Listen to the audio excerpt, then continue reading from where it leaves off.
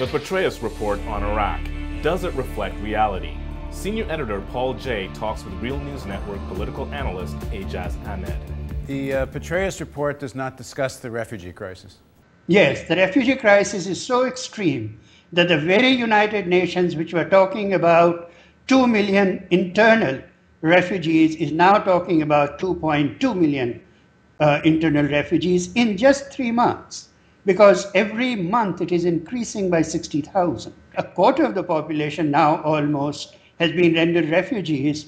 That, if that is your recipe for controlling violence, I don't think it's a durable recipe. The general that led the independent investigation that came out a few days before the Petraeus report, he talked about the very defeat itself is a strategic defeat. The strategic interests of the United States in the region are very, very high. And I'm not talking about just oil. I'm talking about being perceived to have been successful. How significant is this to the American plans?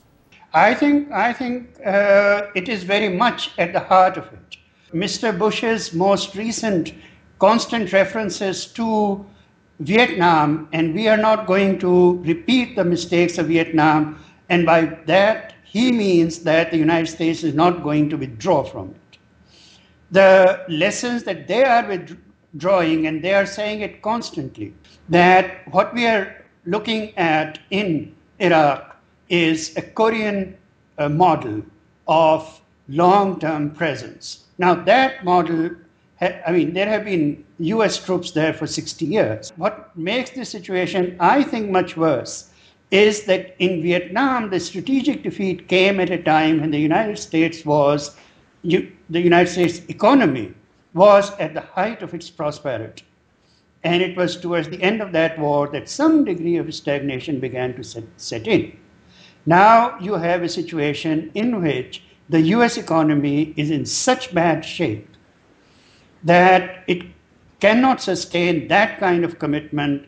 On the other hand, they feel that the only resolution for this economy is if they can capture the oil resources of the Middle East, which makes the situation so dangerous that you may very well see them going into Iran at some point, not in the very near future, but in the foreseeable future. You had a similar situation in Afghanistan. Before the Russian invasion in Afghanistan, there was no such thing as civil war on the scale of what followed after the Russian withdrawal. I mean, it could be that, once the Pandora's box is open, now there are armed militias, as you talked about earlier. They're not going to go away just because the Americans withdraw. The situation that exists on the ground today could not be worse. Now, no one is saying that Americans should leave and just hand it over to the Al-Malikis and the Al-Chalabis and all of these clans of the United States, which have the largest militias.